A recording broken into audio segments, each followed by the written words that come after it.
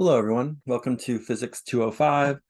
In today's lecture, I want to talk about projectile motion, which is basically two-dimensional motion within the vicinity of the Earth's gravity, right? So near the surface of the Earth.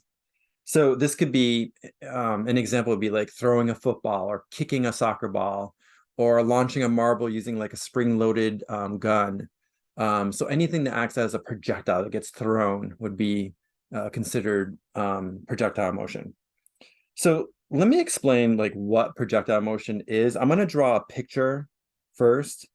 Let's say we have some object and it's being launched at some height. So say that horizontal line there is like the table or the ground, and we have the object being launched, let's say at this height. So this is like, say, the initial velocity of the object, which is a vector. And we're going to assume it's launched at some particular angle, which I'll call theta. Okay. So first thing you might want to do is you might want to find the components of that launch velocity vector. In other words, you may want to find the x component and the y component of that vector. So if we assume that, so we'll assume the usual, the x is in the positive, right, horizontal direction, and y is in the vertical direction, where positive is upward. So if I want to find the x component, then basically what I'm doing is I'm projecting that vector onto the x-axis. So this red vector right here is going to be the x component. I'll call it v naught x. And then if I want to find the y component, let me extend this a little bit up here. I'm going to project this vector onto the y-axis. So this vector right here will be the y component, v naught y. Okay. Now, we know the motion basically of a projectile, right? Just from experience. You know that once the projectile leaves this initial position right here, it's going to rise to a peak and then eventually come back down and hit the ground. Let's say the ground is over here somewhere. Boom, right there. Okay. Now, we're assuming there's no air resistance, right? Air resistance would make this much, much more complicated, where you would need calculus and basically computer techniques to solve this. So we're going to assume there's no air resistance. Now, if there's no air resistance, what's happening in the x direction? Let's focus just on the x direction. Well, it turns out if there's no air resistance, there's no other forces acting on the object in the x direction, which means the acceleration in the x direction is going to be 0. So we're going to say that ax is equal to 0. Why? Because there's no forces acting in the x direction, therefore there's going to be no acceleration in the x direction. Okay, we'll learn more about this when we talk about Newton's second law, but for now, just assume no forces. So there's no net force acting on the object in the x direction, therefore there can't be an acceleration. Okay, and basically this is because we're assuming there's no air resistance. So assuming, I think there's just one M in there, no air resistance.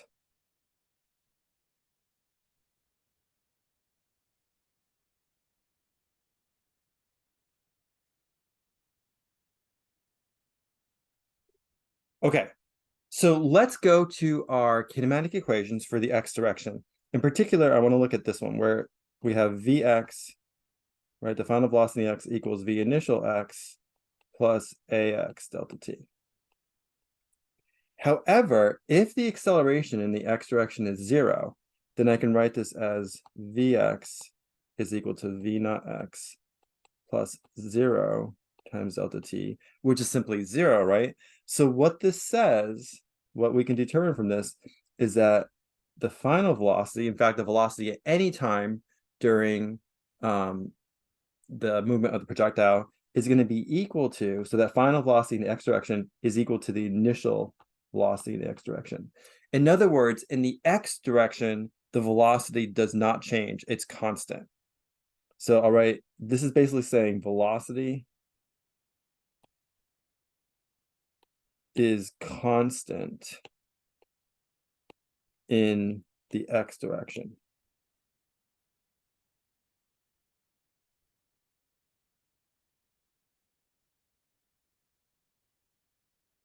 Okay, so actually here we can draw a picture of that. So anywhere on this path of this projectile, if I draw just the x component of the velocity, they're all going to be exactly the same length. Okay, so it'll look something like that. In the x direction, velocity is constant. Now, what does it tell us about the displacement in the x direction? Well, again, I can use this equation now, our other kinematic equation. Let me do this in black. So we know that delta x is equal to v naught x delta t plus 1/2 ax delta t squared.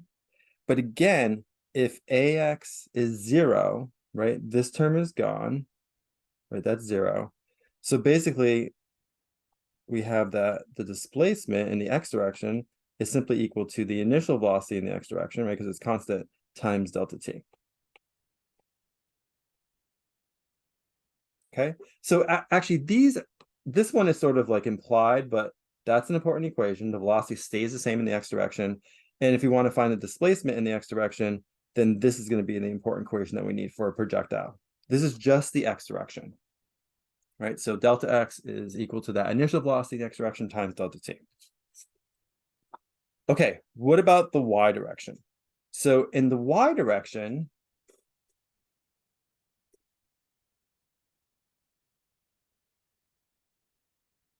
again, I'll do this in black.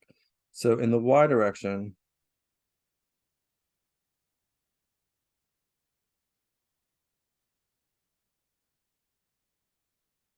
there is a force acting, right? The gravitational force, which is the weight of the projectile.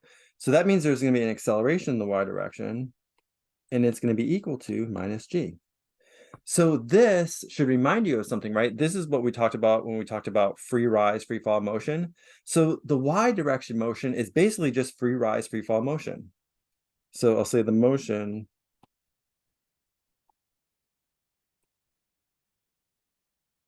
is free rise, free fall motion.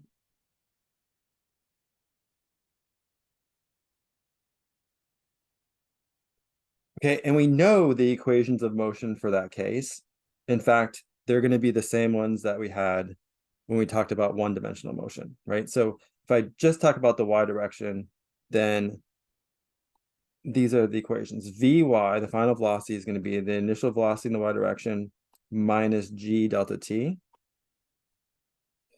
Then we also have that delta y is going to be v naught y delta t minus 1/2 g delta t squared.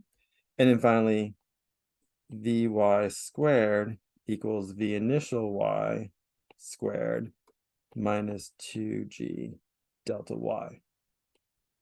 Right, so those are the equations for just the y direction of a projectile.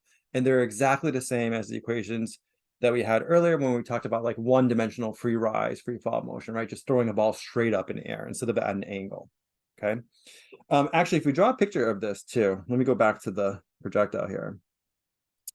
Remember, if it's free rise, free fall motion, then initially, right, we have this large initial velocity in the y direction. At this time, it'll be slightly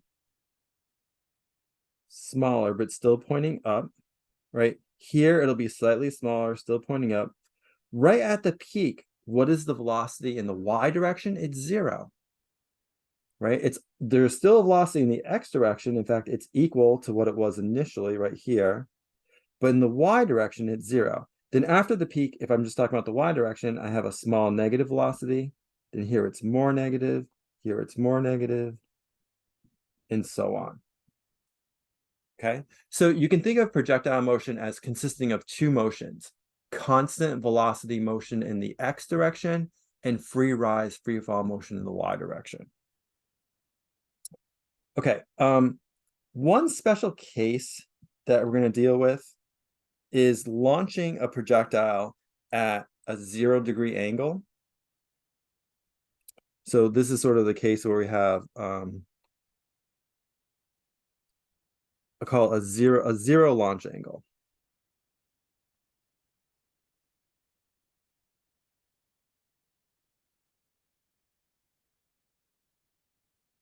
So what does that mean? It means that the projectile is being launched horizontally, right? So in this case, the projectile, say it's launched from this height, but the angle that it makes with the horizontal will be 0 degrees, right? So it's launched horizontally.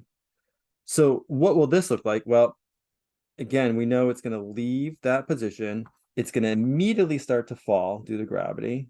So look like this, and then hit the ground over here somewhere. So in the x direction, all these vectors at any time here are going to be exactly the same length because the velocity does not change in the x direction. In the y direction, initially, the y velocity is 0, right? V naught y is 0 because it's launched horizontally. Here it would have some small negative component. Here be more negative. Here be more negative. So something like that. So this is sort of like the special case. In fact, this case would be like the second half. If I go back to the first picture, this is like the second half of this diagram. If I started from here, right, that would be like launching it horizontally. I get this piece right here. Right, and there will be several problems where something is launched horizontally, right? It could be a ball rolling off a table or something like that. And we'll get to some examples of that very soon. Okay, so given that, right, we know the equations for the x direction and y direction now of a projectile. Let's see if we can solve some problems. All right, so actually here's the first problem involving a ball rolling off a table, right, which is exactly that special horizontal case. So a ball rolls off of off a high table, which is 1 meter high. So I forgot to put that in here. This is going to be 1 meter high. So 1 meter. With a speed of 5 meters per second. And we're asked two questions. How long does it take to hit the floor? And how far from the base of the table does the ball hit? So actually, I'm going to draw a picture here, right? So I have, here's the floor. Here's my table, right? We know that this height right here is 1 meter. The ball's rolling off, so it's going to have a horizontal velocity, right, when it leaves. So I know that my initial velocity in the x direction is going to be 5 meters per second, right? Because it's rolling off horizontally. So V naught x is 5. And then what is V naught y? Well, V naught y, if it's leaving at 0 degrees horizontally, V naught y must be 0, right? There's no velocity in the y direction initially. It's all in the x. Okay, and then it's going to do something like this.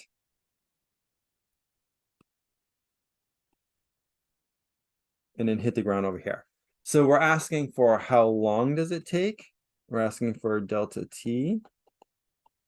And then we want to know how far from the base of the table, right, does it land? So we want to know this, call it delta x. Okay, so, well, let's think about this. To find the time, we're probably going to need some information about the y direction, right? Usually that is the case, not always, but usually when you're looking for time, you want to look at the information about what's happening in the y direction, in the vertical direction. So we also know one more thing here. We know delta y, the change in the y position, which is the displacement. Remember, this means y final minus y initial. The final position is going to be like right here in the y direction, which is the same as this, right? It's like 0 meters, I'll call it. And the initial position is right here. So y initial is like 1 meter. This is y final. So if I do 0 minus 1, I'm going to get -1 meters, which makes sense, right? It's landing at a lower height than it started at. So the delta y is equal to -1 meters. The height is 1, but the change in the y position is -1. Okay, so if you look at your equations, it turns out there is an equation that contains all this information and only has delta t as an unknown, so we can solve for the time delta t. And what equation is that? It's this one, right? If we have delta y is equal to v naught y delta t minus 1/2 g times delta t squared. Okay, so because v naught y is 0, this term is gone. And then again, you could solve this algebraically. I'll just plug in. So I know delta y is -1. I know g is 9.8. Remember, the negative is already built in, so don't add the negative here. And I have delta t squared. And then finally, if I divide both sides by -1/2 times 9.8,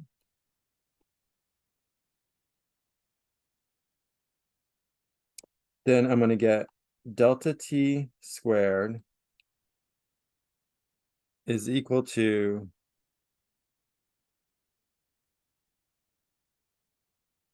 -1 divided by -1/2 times 9.8. Which, by the way, if you want to simplify this, right, 1 divided by 1, -1 divided by -1/2 is the same as 2. So this is the same as 2 over 9.8. And then finally, to get delta t, I can take the square root of both sides. Right, so I'll write this one more time. If I take the square root, remember it's plus or minus, but we want the positive time. So I'm just going to do the positive square root. So I'm going to get delta t is equal to, and if you work this out, it turns out it's around 0.45 seconds. So that's the time that it takes the ball to hit the ground. And notice here, it doesn't even matter how fast. It doesn't matter how fast we launch this ball. Let's say the initial velocity was 5, right? But let's say it was like, 100 or 20. It's still going to take the same amount of time to hit the ground. It'll go farther out, right? It'll change the delta x, but the time won't change. The time only depends on the y information. It really depended on this height that it left the table at. Okay, and of course it depends on g, but g is a constant. Okay, now that we have that time, now we can figure out this displacement here, this horizontal displacement. How far from the edge of the table does it hit? Well, I can find that because I know in the x direction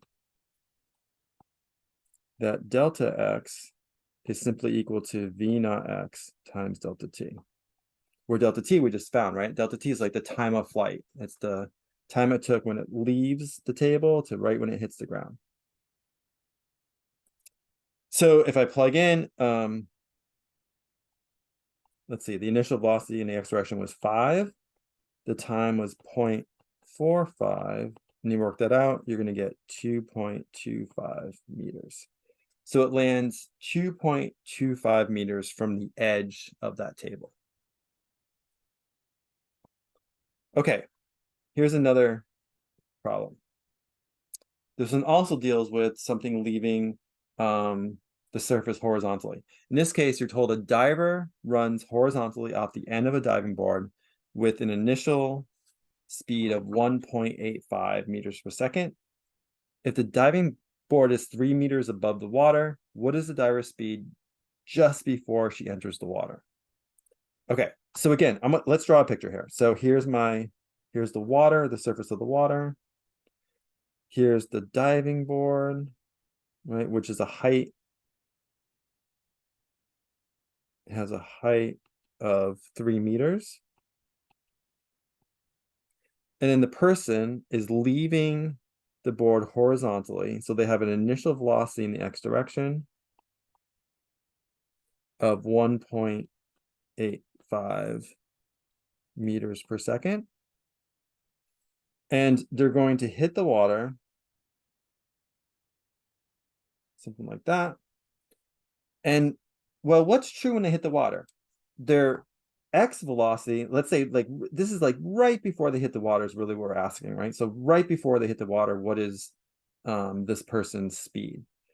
Well, her x velocity is going to be the same, right? Vx is equal to v naught x, right? That doesn't change, right? Because in the x direction, velocity is constant for projectile motion. In the y direction, she's going to have some downward velocity in the y direction.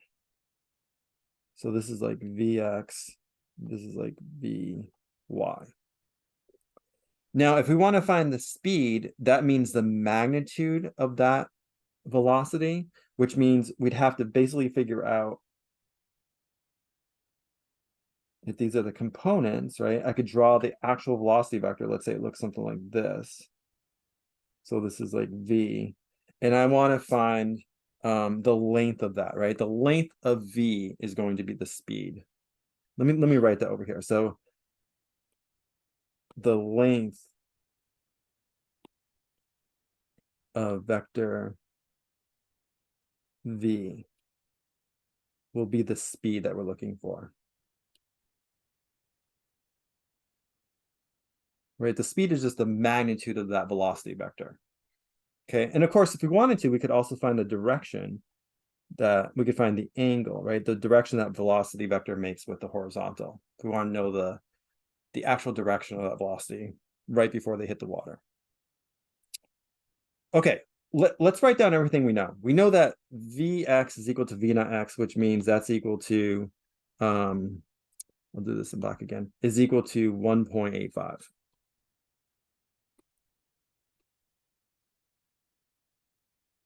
What else do we know? We know that V naught y is equal to 0. Why? Because the person is leaving the diving board horizontally, right? Their angle is 0. So there is no velocity, there is no initial velocity in the y direction. We also know that delta y, the change in the y position, right? The displacement in the y direction is -3 because they're landing lower than they started. So the change is -3 meters. And of course, we know that g is 9.8. So what I would like to find is, well, I know Vx here, right? I know this Vx. I already have that, it's 1.85. I like to find Vy, right? And then using Pythagorean theorem, I could figure out what that length is of the velocity vector. So do I have enough information to find Vy?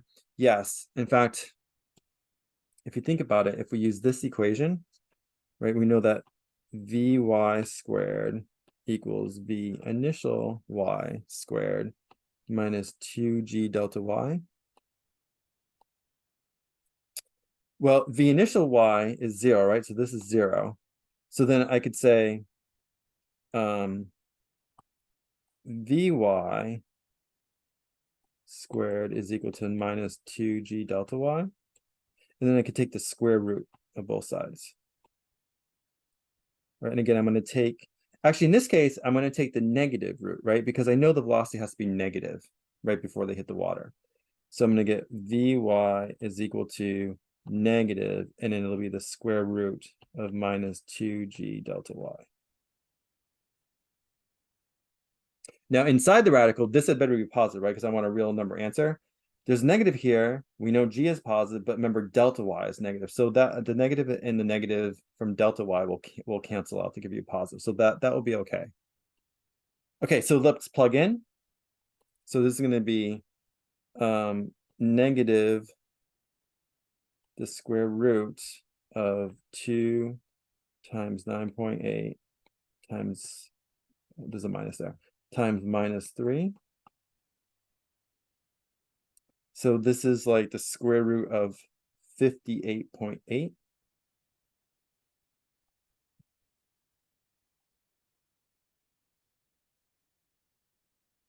And if you work that out, it turns out that's like negative 7.67 meters per second. Okay, so now I know, let's draw a picture of our velocity vector here. I know that the x component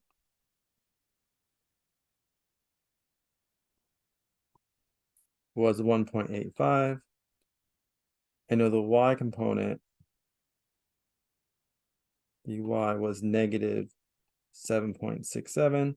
So again, my velocity vector is going to be somewhere in this fourth quadrant here.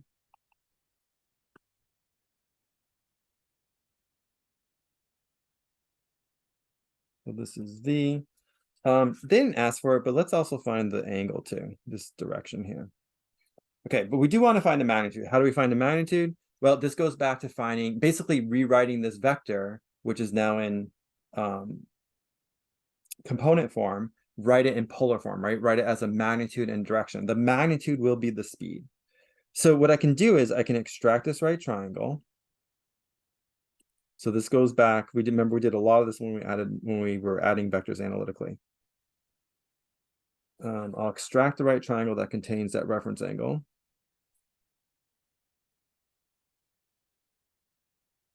This is the angle theta. I know that this length is 1.85. Now the Vy was negative, but now I just only care about the length of it. So it's just 7.67. And I want to find the length of the hypotenuse, which is V. How do I do that? Pythagorean theorem, right? This is a right triangle. So Pythagorean theorem says that V is going to be the square root of the x component squared plus the y component squared. And then if you work this out, this is going to be 7.90 meters per second. So actually, that's what we wanted. This is the speed here. So this is the speed. The magnitude of velocity is the speed of the diver, like right before they hit the water. Okay. Now, let's say, again, we didn't ask for it, but let's also find this angle here. Let's find the angle at which they hit the water at. So to figure that out, then we know that the tangent of that angle, tan of theta, has to be the length of the opposite side, so 7.67 divided by the length of the adjacent, 1.85. And then to get theta, and remember I need to do the inverse sine, or inverse tangent of both sides. So this would be the inverse tan of 7.67 over 1.85. And if you work that out, you get 76.4 degrees. But that's not enough information to tell us that we're in the fourth quadrant. So as long as I add something like, say, south of east, then that will be fine, right? Or if you really wanted to, you could have given this angle from the positive x counterclockwise to the vector. Okay, that would also work. So to do that, I'd have to do 360 minus 76.4. But in this case, I'll just leave it as 76.4 degrees south of east, right? So that's the angle at which they hit the water at. Okay, but the thing that they're really asking for was this speed here, which we calculated as the magnitude of that velocity vector, 7.90. Okay, another special case. What if the object, the projectile, lands at the same height that it was launched at? If it does that, then that horizontal displacement now has a special name. It's called the range. And it turns out we can derive a nice formula for the range, and we'll see this in lab. We'll use it a lot in lab, which is just in terms of the initial launch velocity, so initial launch speed, and the initial launch angle. All right, so here, let me draw a picture first to show you this. So let's say I have my projectile.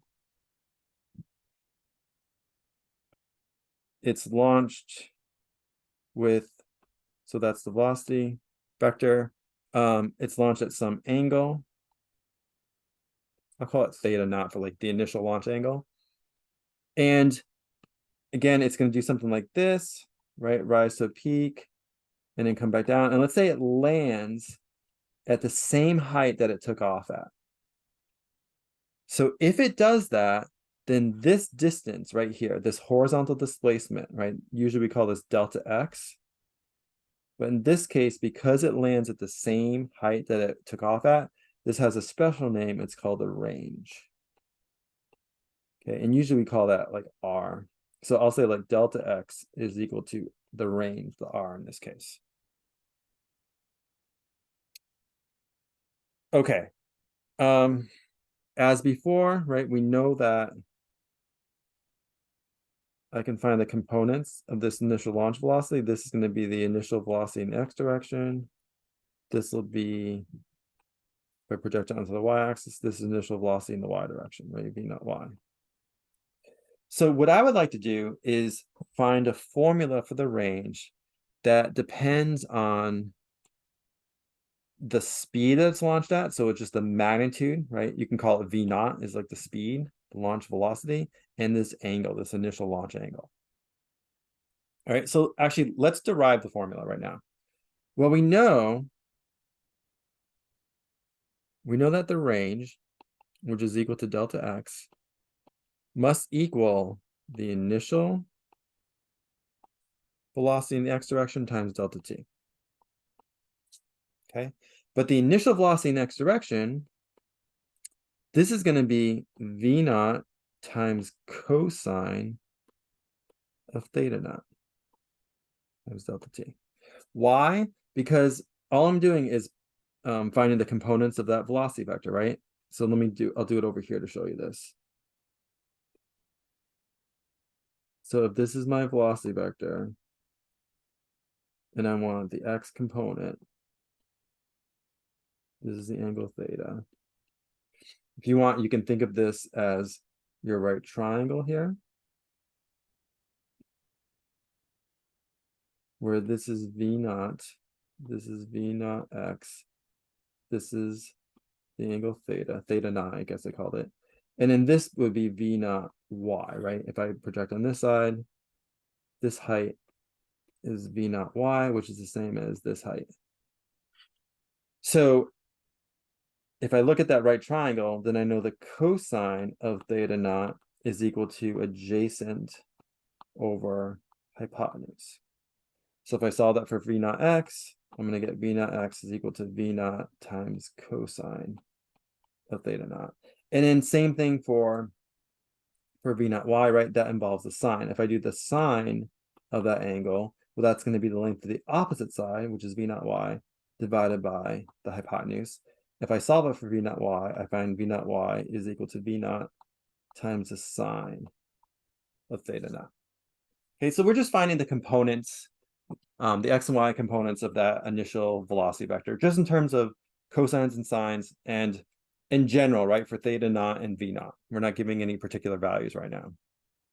Okay, so that range, which is delta x, is v naught x times delta t, but v naught x is v naught cosine of theta naught. Okay, what about delta t? Let's see if we can rewrite delta t somehow. In particular, hopefully in terms of this v naught y. Well, we know a couple of things. We know that delta y is equal to v naught y delta t minus 1/2 g delta t squared.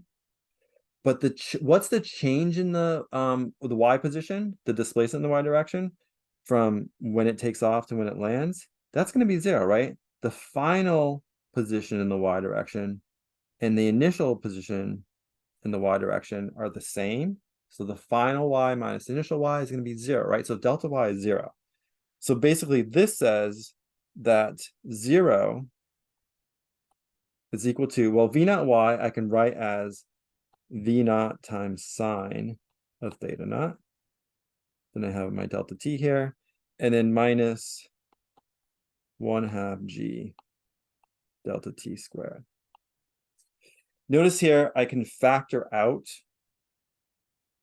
a delta t on the right-hand side, and I'm left with v naught sine of theta naught minus 1/2 g delta t. And since those two things when multiplied give me 0, it either tells me that delta t is 0, right, which doesn't really help me. It just says the takeoff position and landing position are the same if the time interval is 0, right? That's sort of the trivial solution, right? That's not the one we want. What we do want is we want to set this piece equal to 0, right? So if I set that equal to 0,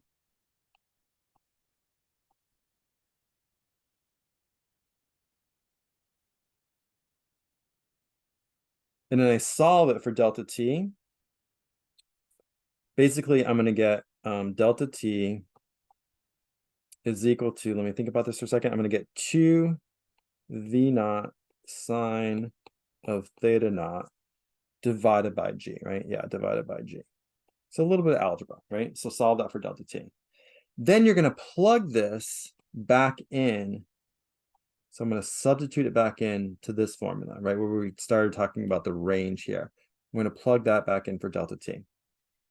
So if I do that, I get the range is equal to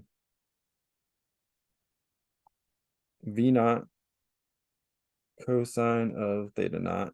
Now I'm plugging this in for delta t, right? So I have times 2 V naught sine of theta naught divided by g. If I simplify this a little bit, I'm going to get V naught squared times 2 cosine theta naught sine theta naught divided by g. Now, and that's fine. That's the answer, but we can simplify this a little bit further. It turns out there's a nice trig function. You may not have ever learned this, but there's a trig function. I'll call it a trig identity, which says that 2 times cosine of theta naught sine theta naught is equal to sine of twice the angle. So sine of twice theta naught. So the final way that we're going to write this is that the range here is equal to V naught squared times sine of 2 theta naught divided by g. So if the projectile lands at the same height that it took off at, then a simpler way of finding that range, that horizontal displacement, is to just use this equation, right? Because this equation only depends on the launch speed, right? The magnitude of that launch velocity, and it depends on the angle theta. And of course g, but g we know is a constant 9.8. Okay, so this just makes it easier. Instead of we've gone through this once, theoretically, we derived a formula for the range, right? We don't have to like do all this work out again each time. Okay, but it's only if it lands at the same height that it took off at. Okay, here's an example. We'll do a few more examples here. You're told a soccer ball is kicked with a speed of 9.85 meters per second at an angle of 35.0 degrees above the horizontal. If the ball lands at the same level from which it was kicked, how long was it in the air and how far did it travel? So we could answer that second question, how far did it travel, by figuring out the range, right? We could just use the range formula. But since we also need to figure out the time, this will be a little more involved than that. So I'm going to draw a picture. So here's like the field. The ball is kicked at some initial velocity where we know the magnitude of this velocity, the V naught with no arrow on top, is 9.85 meters per second, right? That's the speed at which it's kicked at. We know the angle is 35 degrees. And then the first thing I should do, right, when I have a projectile problem where it's launched at a particular angle, is I want to find these components right away. I want to find V naught x, and I want to find V naught y.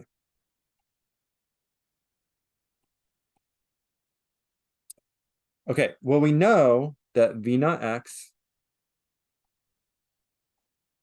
is going to be the magnitude of the velocity, right? The speed at which it's kicked at, times cosine of the angle, which in this case is 35 degrees.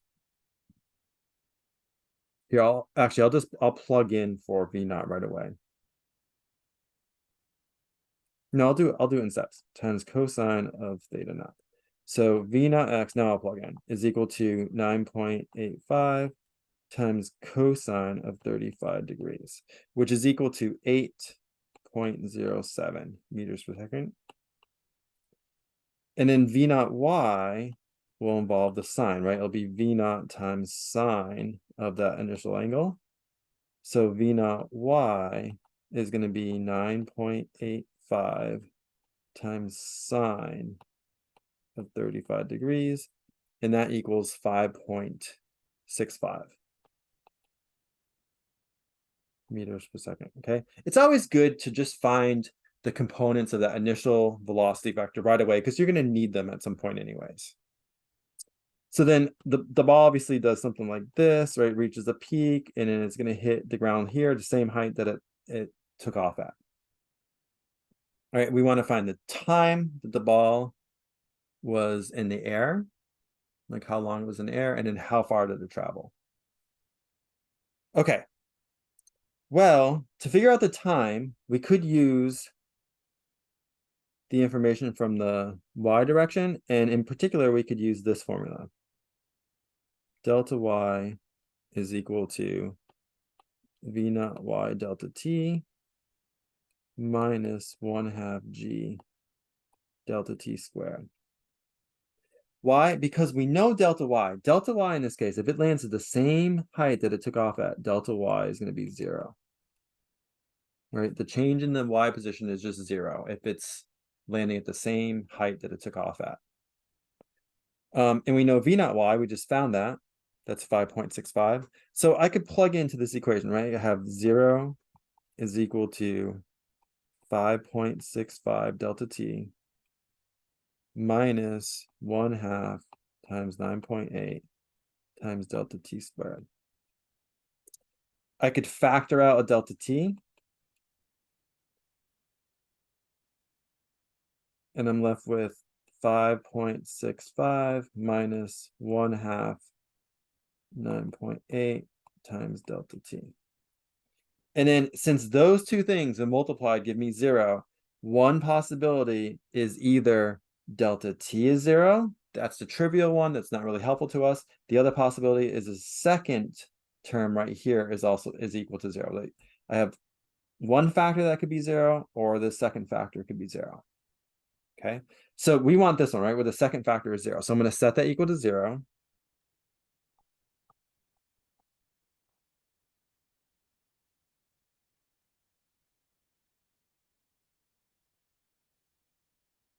And then solve this. By the way, you could just do, so this is 5.65. This is minus, what's 9.8 divided by 2? It's basically 4.9. So this is like minus 4.9 delta t equals 0. And then if I subtract 5.65 from both sides, and then divide by negative 4.9, that'll give me an answer.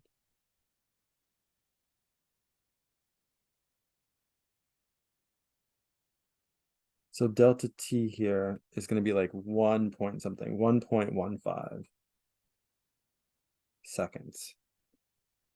Okay, so that's the total time that the ball was in the air, 1.15 seconds. Now, how do I find the horizontal distance that it traveled? Well, remember in this case, since it lands at the same height that it took off at, that's going to be the range. So I could either solve for delta x or I could solve for the range directly. Since they already asked for the time, let's just do it. I'll do it both ways. So one way is I could find delta x here, because remember, it's equal to v naught x times delta t. I know v naught x, the initial velocity in the x direction, was 8.07. And I know delta t, because I just found it, is 1.15. So that's going to give me like 9.28 meters, right? So that's going to be the horizontal displacement, which really is the range in this case. Now, if you weren't asked to solve for time first, so we didn't have to go through that whole step, the whole first part here, you could have, let's say we're just asked to find that range, then you could just use the range formula, right? So you could go through all this, or you could plug directly into the range formula. Remember, range formula is v naught squared times sine of 2 theta divided by g. And the v naught is that initial velocity, right? The magnitude of that initial velocity, which is the initial speed. So it's not v naught x, not v naught y, it's actual v naught. It's the length of that vector, that initial vector, which was 9.85. I need to square it, multiply by sine of 2 times the angle, which was, what was that? 35, right? So 2 times 35, which is going to be 70, right? Sine of 70, divided by 9.8. And if you work that out, so this right here is really just 70 degrees. If you work that out, you're going to get the same answer, right? Around 9.28 meters. Okay. So if you weren't asked to solve for the time first, maybe, and you were just asked to find that displacement, the range, that's probably the easier way to do it. But since we already had the time, then I could just plug into this formula, right? The delta x, which is the range, is v naught x times delta t. Okay, a few more examples. In this one, you're told a brick is thrown upward from the top of a building at an angle of 25 degrees to the horizontal, and with an initial speed of 15 meters per second. If the brick is in flight for 3.0 seconds, how tall is the building? Okay, so again, let's draw a picture.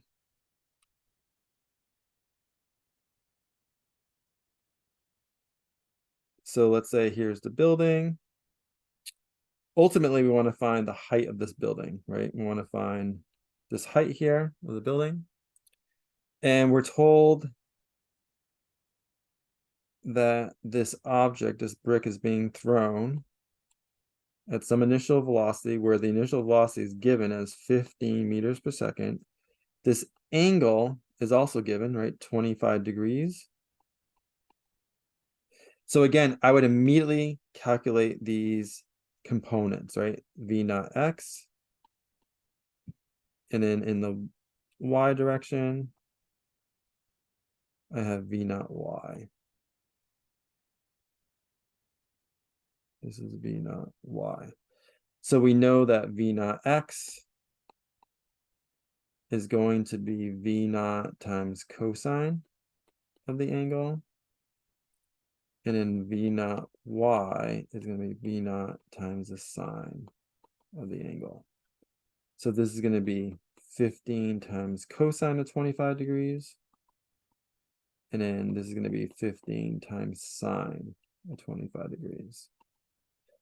In the first case, this is going to be 13.59 meters per second. And then the y component is going to be 6.34 meters per second. Okay, so I always just calculate those first because you're going to need them.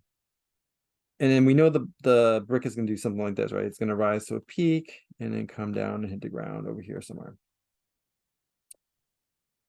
Okay, we also are given the time. Okay, so we know the time that the brick is in the air. 3 seconds. So we want to figure out what the delta y is, right? If we can figure out the delta y,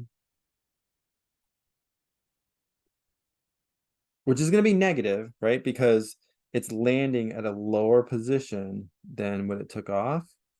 So that vertical distance here will be delta y, but it'll be negative. But then if I take the negative of that, if I just make it positive again, that's got to be the height of the building. So really, it's really the whole problem here is figuring out delta y, and then we'll know the height of the building. So the question is, what equation can we use? Do we have enough information? It looks like we don't even need the x information, right? It's kind of extra. But we know the initial velocity in the y direction. We know v naught y. We know g, of course. And we know the time, delta t. So is there an equation where we can find delta y? Yeah, we could use this one, right? If we use delta y is equal to v naught y delta t minus 1/2 g delta t squared. And then if I plug into this, I have delta y is equal to, let's see, v naught y was 6.34 times the time, which is 3, minus 1/2. G is positive 9.8 times 3 squared. And if you work this out, you're going to find this is negative, the change in the y direction, or change in the y position, right? Delta y, and the y displacement is negative 25.1 meters. Okay, so what does that tell us about the height of the building? Well, the height of the building must be 25.1 because it's going to be a positive value. right? Delta y is negative, again, because it's landing here. That's like the final position in the y direction. And the initial position in the y direction is way up here, right? Here's the final position in the y, call it 0. Here's the initial position, whatever that is. So delta y is going to be negative 25.1. Therefore, the height of the building must be just 25.1, positive 25.1 meters. Okay, so really this problem wasn't too bad, right? We just had to figure out delta y, and that gave us the answer. Okay, let's do one more example. In this example, you're told a place kicker must kick a football from a point 36.0 meters from the goal, and the ball must clear the crossbar, which is 3.05 meters high. When kicked, the ball leaves the ground with a velocity of 20.0 meters per second at an angle of 53 degrees to the horizontal. And there's two questions. By how much does the ball clear or fall short of clearing the crossbar?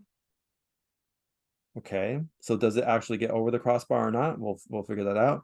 And then does the ball approach the crossbar while still rising or while falling?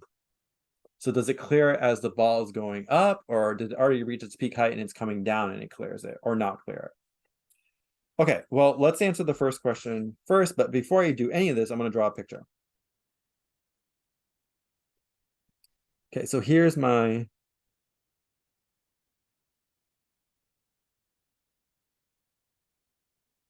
situation. I have the ball being kicked. So that's V naught. We're given the velocity, right? We know V naught, the initial speed is 20.0 meters per second. We're given this angle is 53 degrees. So actually, first thing I'm going to do is I'm going to find the x and y components immediately. So I need to find V naught x, and I need to find V naught y.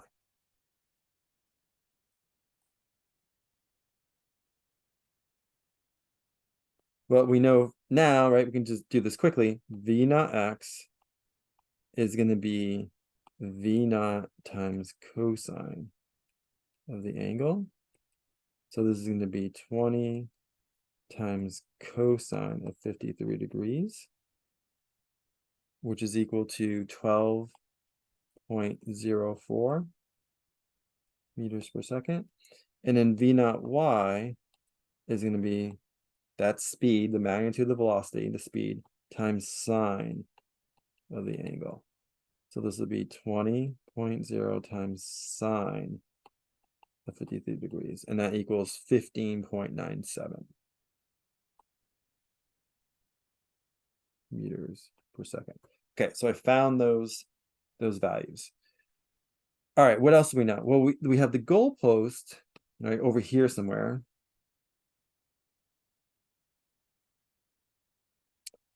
And let's see, it has a height of 3.05 meters.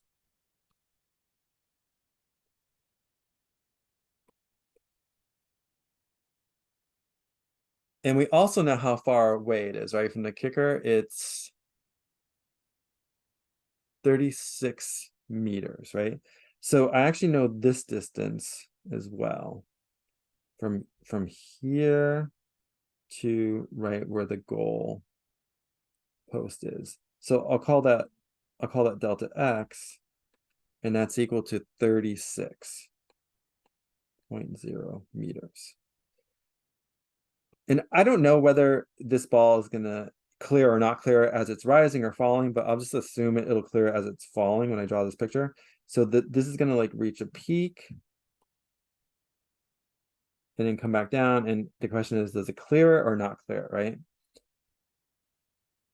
Or it could be, if the crossbar was like here, it could maybe clear or not clear as it's rising, right? I'm just drawing it because I don't know. I'm just drawing as if it's falling and it clears it. Okay, so how do we figure this out? Well, we could figure out the time that it takes to get from when it's kicked to the goalpost. How can we do that? In this case, by using the x information, because we know this delta x, we know the x component of the velocity we just found here, 12.04. So we could figure out the time it takes to go from here to here. Then maybe we could use and then later we could probably use the y information to figure out what height it is at that particular time. Okay, so that should actually work, all right? So let's figure out the time first. So again, we're going to use the x information to figure out the time. We know that delta x is equal to v naught x times delta t. And I know two of these variables, right? So I can solve for delta t. I'll just divide both sides by v naught x. So delta t, right, this will cancel, is equal to delta x divided by v naught x. So this is going to be 36.0 divided by 12.04, which is going to equal 2.99 seconds. Okay, so the time it takes from when it's kicked to get all the way to the crossbar here, the goalpost, is 2.99 seconds. Now, whether it clears it or not, we need to figure out what the delta y is, right? What is the change in the y position from when it's launched to this time here? Like, where is it? Like, what's the change in y, the delta y, the height here? So to do that, we can use one of our equations from the y direction. In fact, we can just use this one, right? The v naught y delta t, since I know the time, I know the initial velocity in the y, and of course I know g. So if I plug into that, this is going to be 15.97. That's my initial velocity in the y direction, times the time it took to get to the crossbar, right? Minus 1/2 times 9.8 times 2.99 squared. And if you work that out, delta y is going to be 3.94 meters. Great. Okay. So it's saying at this particular point right here, when it reaches that point, the height above the ground, right, because it was initially kicked from the ground level here, is going to be 3.94 meters. So what does it tell us? It tells us it clears the crossbar, right? Because the crossbar is only 3.05 meters tall. In fact, I think the question actually asked, by how much does the ball clear or fall short of the crossbar? Well, it clears it, and we could calculate that the distance. Do this another color, yellow or something. This distance right here that it cleared, yellow is not great. Do this color. We could calculate that distance that it cleared it by just by subtracting those two values, right? So to find D is going to be 3.94 minus 3.05. And if you work that out, ends up being 0.89 meters. About a yard, right? A little less than a meter is like a yard. So maybe a little less than a yard. So it cleared it just by a little bit, but definitely clears the crossbar. Okay, now the second part of the question is, does it clear it? So we know it clears it now. Does it clear it while the football is rising or while it's falling? Okay, while it's rising or falling. Well, the way I drew this picture, I have it falling, but we're not sure, right? Because this green crossbar here could be right here. It could have cleared it as it was rising, right? Because it could be at that height two times, either this position where it's rising or where it's falling. So to figure that out, let's figure out how long it takes this football to reach the highest point here. And then we can compare the time. We know the time it takes to go from here to the crossbar is 2.99 seconds. So if it takes less time to reach the highest point, then we know it cleared it while it's falling. If it takes more time to reach the highest point, then we know it cleared it while it was rising. Does that make sense?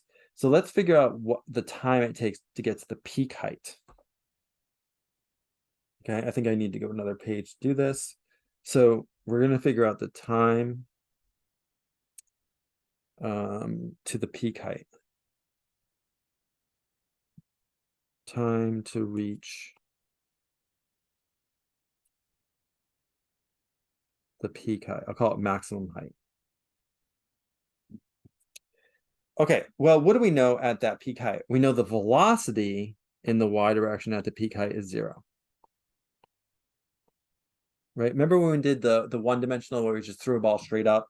We want to know the time it takes to go to the peak height. That's what we would use, right? We'd say, oh yeah, the velocity at that peak height is going to be 0, right? So the final velocity is going to be 0 at the peak height.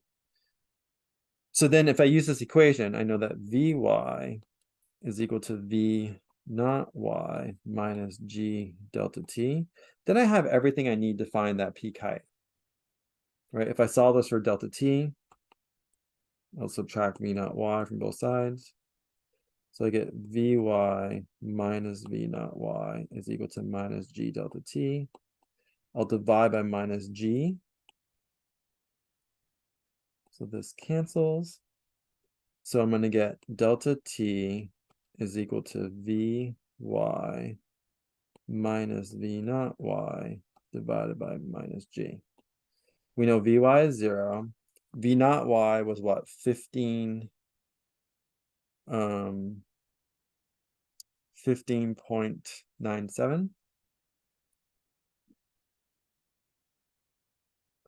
And then G, of course, is 9.8. The negatives are going to cancel, which is good. I end up with a positive time of 1.63 seconds. Okay, but remember, we knew that it took to go from here when it was kicked to the crossbar took 2.99 seconds. So if it only takes I forgot what it was already, 1.63 seconds to go from here to the peak, then it must have cleared the bar when it was falling. Does that make sense? So basically at 2.99 seconds, the ball is on its way down.